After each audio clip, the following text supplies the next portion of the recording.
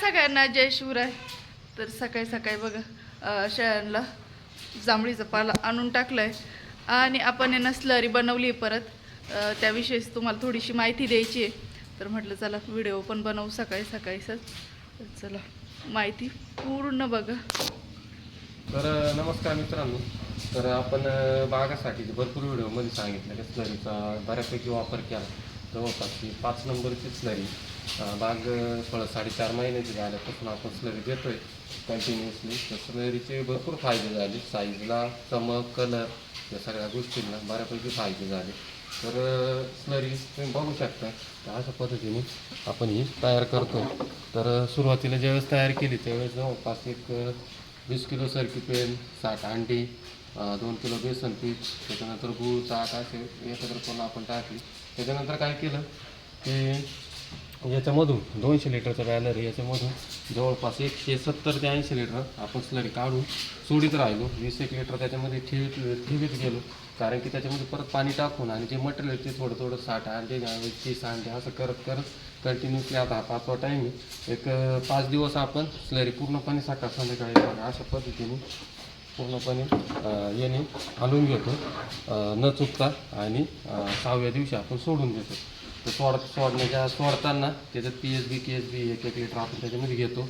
तर त्याचे चांगले रिझल्ट आपल्याला भेटले. तर तुम्ही बागेत पण व्हिडिओ बघताय कशा पद्धतीने बाग तयार केला. तर 15 ऑगस्ट नंतर आपण हार्वेस्टिंग करणारे काय होईल ते भाव वगैरे जास्त वाढू किंवा कमी होऊ त्याचा विचार न करता आपला बाग 15 ऑगस्टपर्यंत थांबू शकतो. तर 15 ऑगस्टपासून आपण हार्वेस्टिंग करणार आहे. ज्यांचे थांबण्यासारखे त्यांनी थांबवा, ज्यांचे देण्यासारखे त्यांनी द्या, काही प्रॉब्लेम नाही आहे. तर अशा पद्धतीने काम चालू आहे. दुसरी गोष्ट की कमेंट्स येत होत्या की पुढच्या वर्षी भाव कमी होणार आहे किंवा काय. तर ठीक आहे, त्यांच्या कल्पनेनुसार त्यांनी त्या कमेंट टाकले. तर पुढच्या वर्षी तर काय आपण सांगू नाही शकत काय परिस्थितीत बदल होतो किंवा काय.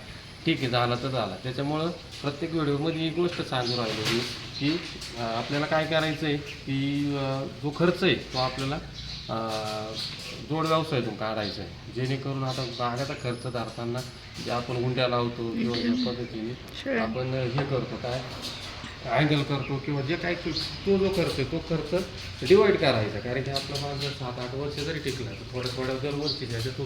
कारण की तो खर्च परत नाही, फक्त आपल्याला खर्च कोणता धरायचा इथरेलपासून तर हार्वेस्टिंगपर्यंत जी औषधं आहे किंवा जी मजुरी काही पाण्याची टाकणी वगैरे किंवा सुतारी जे काही वापरणारे दरवर्षी जे रिपीट आहे त्याचाच खर्च काढायचा. बाकी अँगल वगैरे आपले ते कायमस्वरूपीचं स्ट्रक्चर झालं. बाग जरी गेला तर 1-1.5 वर्ष आपण दुसरं पीक परत बाग करू शकतो. तर मग त्याचा विचार नाही करायचा. त्याच्यामुळं फक्त प्रॉब्लेम काय आहे, आता जे कमेंट्स आहे हे पुढच्या वर्षी भाव कमी राहील किंवा काय. तर आपण जर खर्च जोड व्यवसायातून काढला, समजा जो काय लागणार आहे तो, तर भाव कमी झाला किंवा काही झालं तर आपल्याला निदान तेवढं तरी प्रॉफिट आपल्याला राहील. त्याच्यासाठी आता जोड व्यवसायाला हळूहळू सुरुवात केली. आता हे छोट्या स्तरावर आहे, कारण की आता दिवस म्हणजे पावसाळ्याचे त्याच्यामुळं शेळ्यांना सेट वगैरे व्हायला किंवा चाऱ्याचा आपलं थोडंफार प्रॉब्लेम आहे.